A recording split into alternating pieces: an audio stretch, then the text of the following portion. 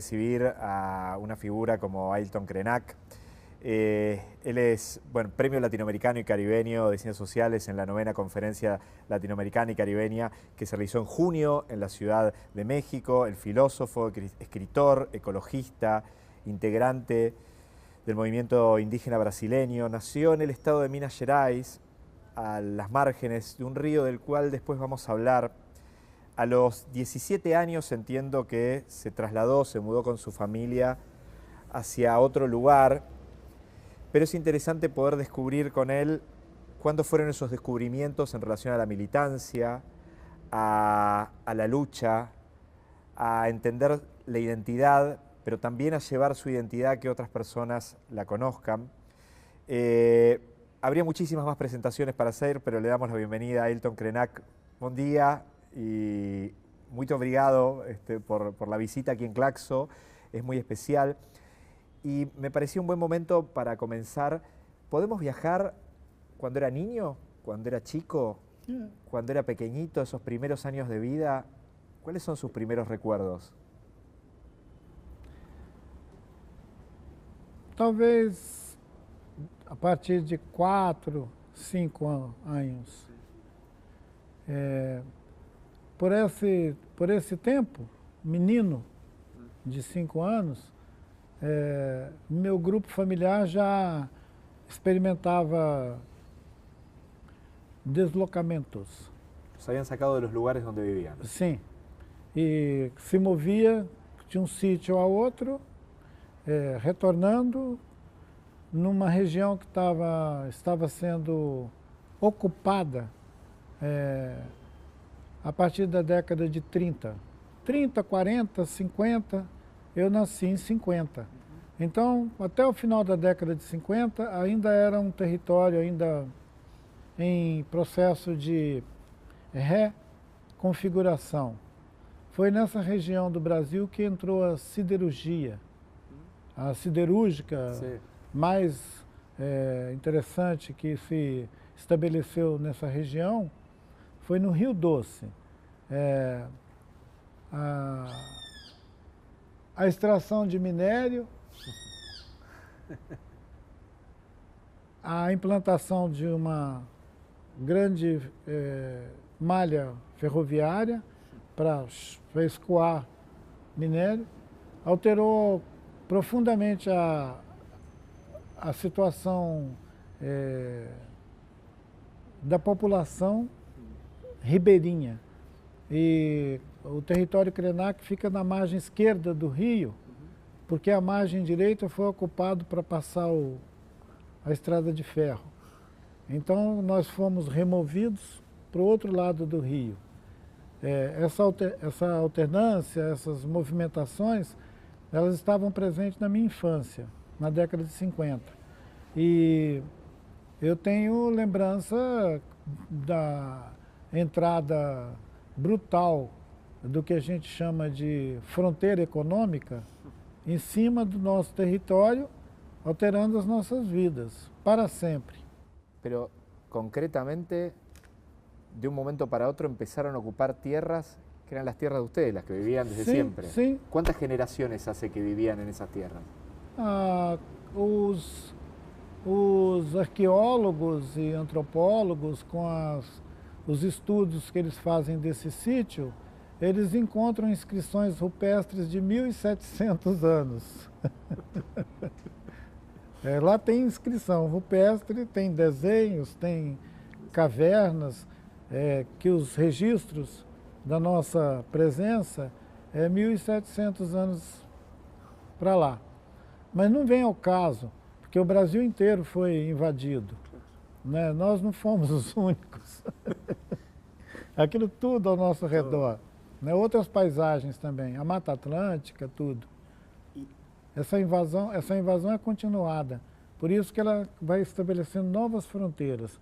A nova fronteira mineral, agrícola e mineral, e depois pecuária, entrou na nossa região na década de 20 do século passado, completa 100 anos agora. Com essa gradual ocupação do território, eles chegaram ao limite de matar uma bacia hidrográfica inteira. que é o Rio Doce.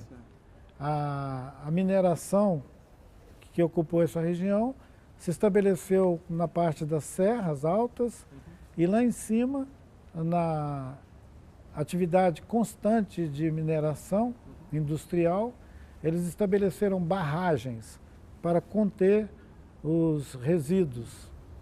Era como um espaço de água que tinha os resíduos que generava essa indústria. Sim, e por 40 anos essa barragem foi recebendo material tóxico.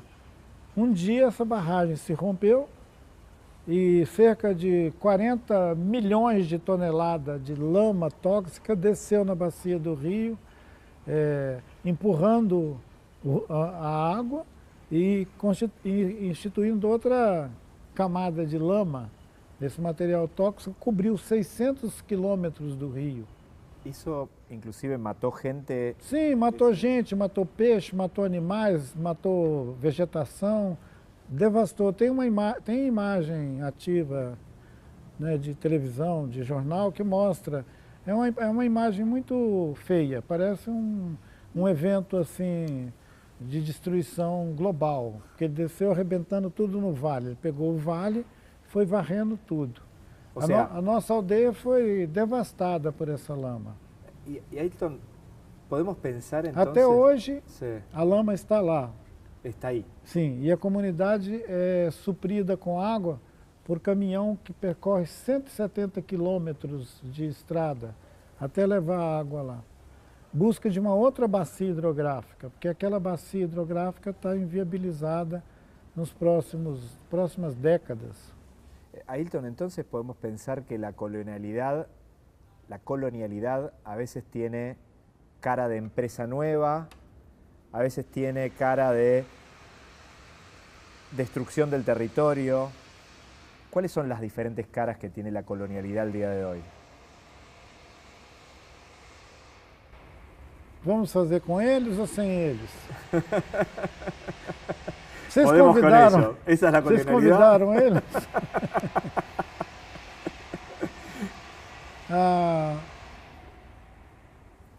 A colonialidade, ela tem uma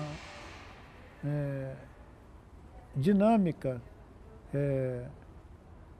incontrolável, como um vírus. Durante muito tempo, ela precisava de um agente, que é o colono. Então alguém de fora que venía ahí. Vai colonizar um novo organismo, né? Hoje não precisa mais, porque ela passou a ser um modo de operar amplo. E ela não está restrita a um lugar, não incide somente sobre um corpo, mas ela tem uma potência viral. É como o racismo, né? Hoje já se dispõe de conceitos como racismo estrutural, que é aquele que atravessa diferentes corpos, né, que incide sobre vários campos, e ele não está contido numa escolha, num gesto. É necessário ter consciência disso e estar desperto todo o tempo. Não adianta um ato, uma prática, não adianta um exercício de esclarecimento, de decifrar o colonialismo ou a colonialidade. Ela é presente, onisciente e está em tudo. Então, se nós não tivermos uma clara disposição interior que afeta a experiência comunitária, que constitui um organismo mais complexo e vivo, capaz de produzir anticorpos o tempo inteiro, ele se reedita como uma cepa nova de uma pandemia, como uma nova maneira de uma gripe, um novo contágio. É o mesmo, só que ele vai se relocando. Ele vai se relocando e continua se reproduzindo. A colonialidade não é um evento que a gente vai conseguir conter ou despotencializar até o ponto de ficarmos todos em paz. Isso é bobagem. Ela já é um resultado da complexidade que nós desenvolvemos como comunidades humanas. Nós colonizamos o planeta. A colonialidade não é exclusiva dos humanos. A colonialidade ela afeta a vida, os outros organismos não humanos de uma maneira ampla. O exemplo que eu dei do rio, que a lama da mineração desceu devastando tudo, é um exemplo trágico da colonialidade, porque ela destitui o sentido de lugar, o local. Acaba com o local. Acaba, não tem nada local. E consegue imprimir um ritmo tão acelerado que os vínculos comunitários, as experiências comuns de território vão sendo limitadas a um campo tão estreito que quase que não é mais comum comunidades pequenas serem capazes de perseverar no seu próprio território. Eles são expulsos. A minha experiência desde pequeno é de fugir de lugares que estavam sendo devastados. Tem uma canção, um canto, que é do povo Guarani. Sim. É uma espécie de uma profecia, soa como uma profecia, que diz, corram, corram, porque a terra vai afundar sob os seus pés. Então seria alguém que tem que correr tão rápido para poder pisar em algum lugar firme, porque a terra imediatamente atrás afunda, né? É uma espécie de anúncio do antropoceno. É um anúncio sobre um tempo em que nós estaríamos tendo que correr, porque o último lugar que a gente pisou já afundou. É uma imagem muito acusatória do modo de estar no mundo que nós fomos encaixando até não ter mais para onde ir. Se mover. E quando eu vejo os debates críticos da colonialidade, eu percebo que eles são um esforço sincero, em alguns casos um esforço até obsessivo, de dar conta de um problema que não tem possibilidade de corte local, porque ele é sistêmico.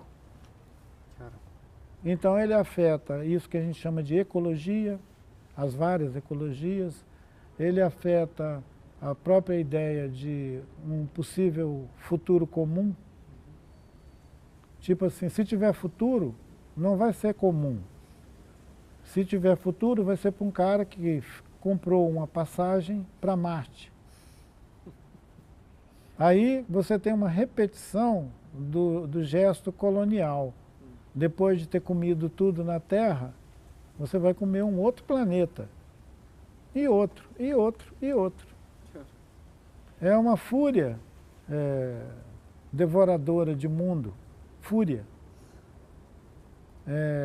E ela se constitui basicamente no DNA do Homo sapiens. Por isso que eu estou propondo a extinção do Homo sapiens. ¿Se resuelve con la extinción del Homo sapiens? Seria maravilhoso. Porque todos os outros organismos iam ficar felizes. Estarían festejando. Ailton, hay un momento muy clave en la historia de su vida, supongo que fue así, que es ese momento en el cual en la Asamblea Constituyente se presenta con un discurso muy potente, se pinta la cara a la vez. ¿Qué le parece que dejó ese momento marcado y si realmente terminó marcando la historia de su pueblo? ¿Y qué pasó con el pueblo Krenak después de ese momento? Aquele momento, ele se refere a alguma coisa maior do que uma comunidade. Ele se refere a uma cosmovisão ampla que articula centenas de povos. No Brasil, se estima a existência hoje de 305 etnias. Vamos considerar que pelo menos 160, 170 línguas diferentes uma da outra. É uma diversidade linguística, uma diversidade étnica, bem significativa se a gente comparar com os outros países vizinhos nossos, né? Isso não significa que tem uma população indígena além de 1 milhão de pessoas, não tem.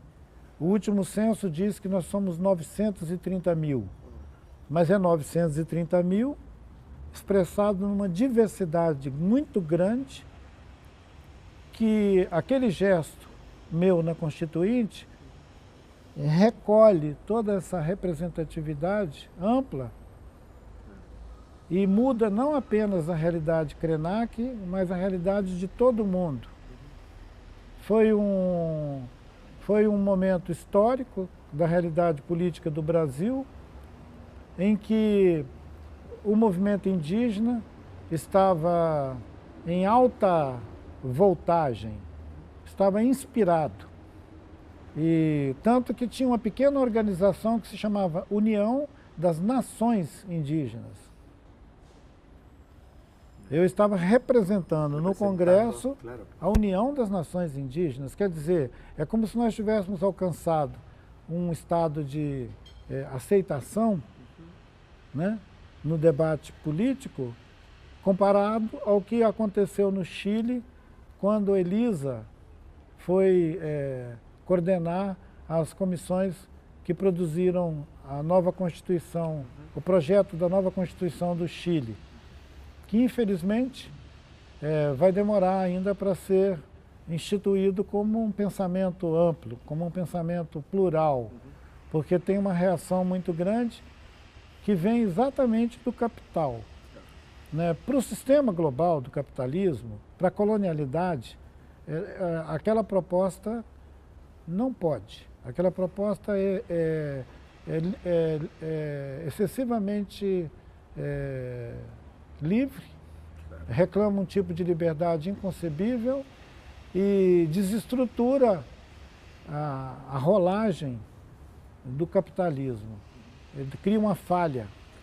Então nem o Brasil, nem o Chile, nem a Bolívia, nem a Argentina têm o direito soberano de deixar um buraco.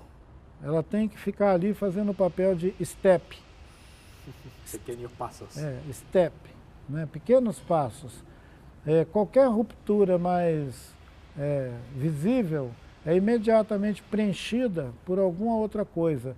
Pode ser preenchida, por exemplo, por um golpe militar, pode ser preenchida por um bombardeio, pode ser preenchida por um assalto à economia, pode ser preenchida de toda maneira.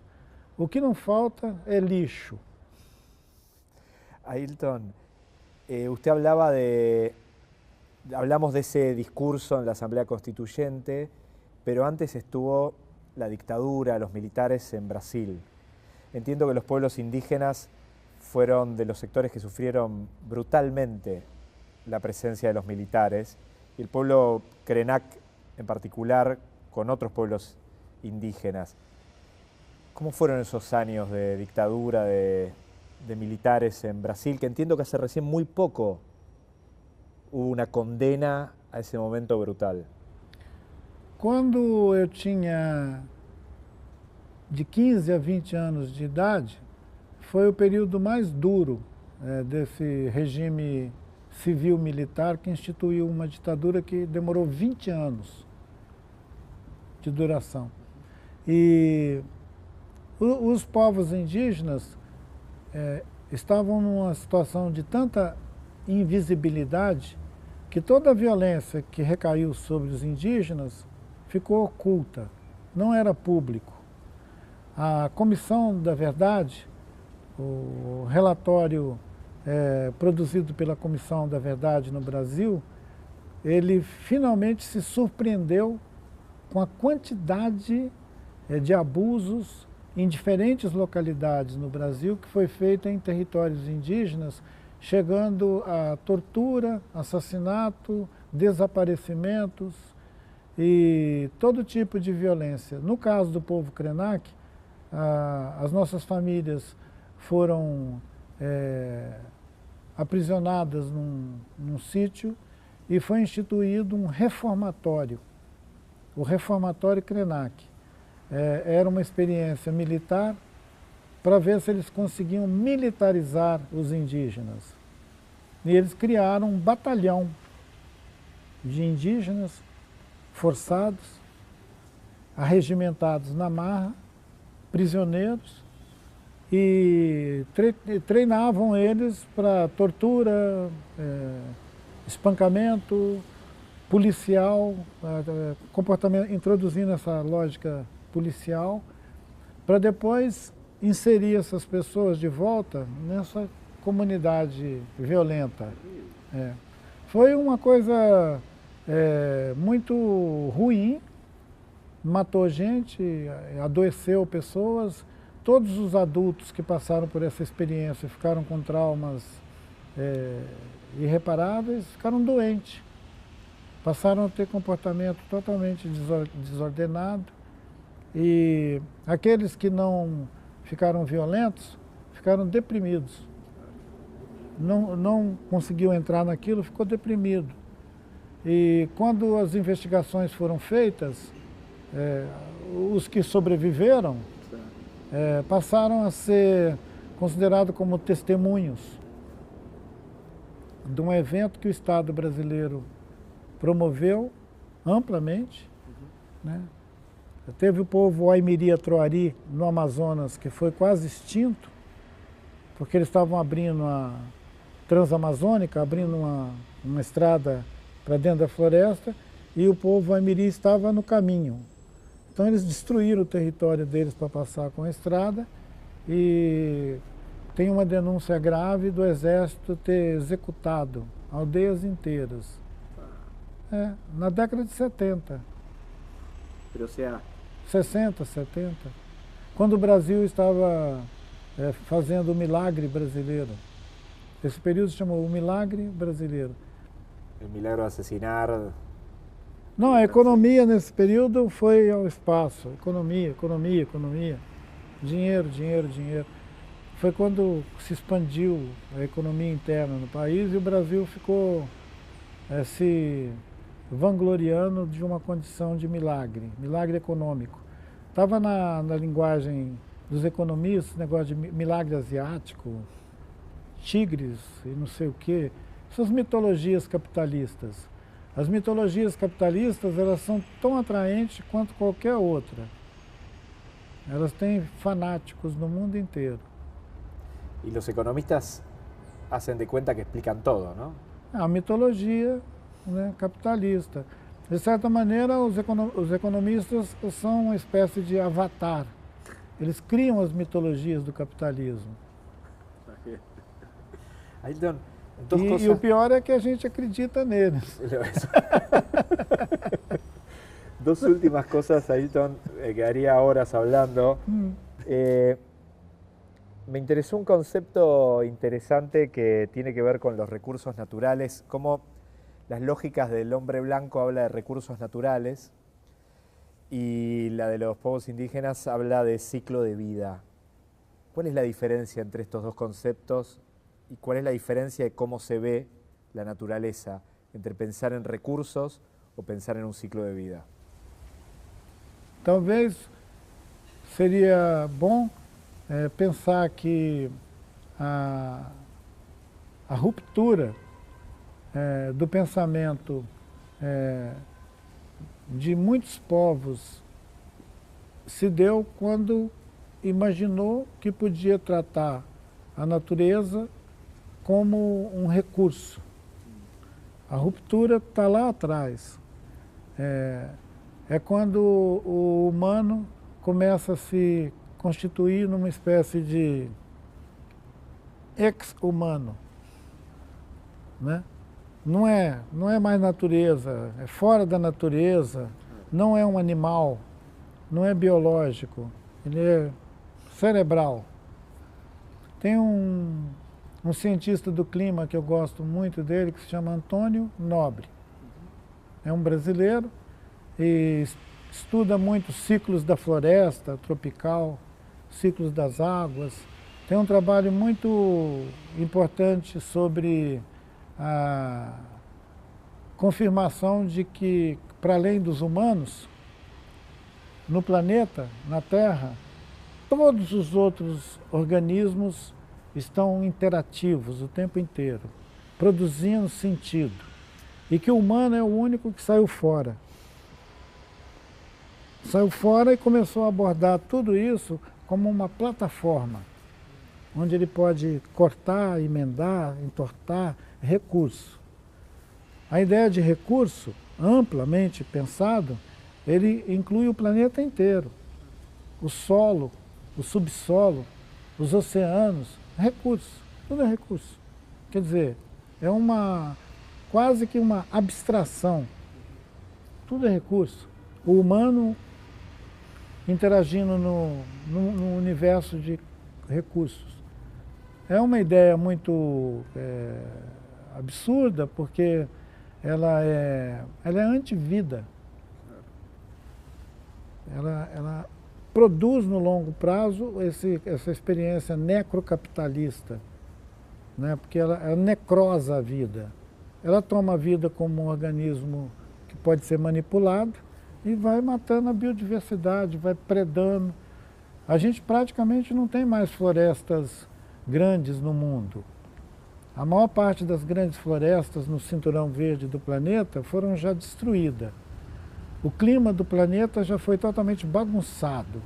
Nós estamos fuçando na Terra feito uma manada de porcos, totalmente desorientada. E a ideia de que nós somos capazes de reconfigurar a vida na Terra e tudo, é um convencimento muito grande. Então não tem essa coisa de recursos. Se nós perdemos totalmente a memória e a capacidade de nos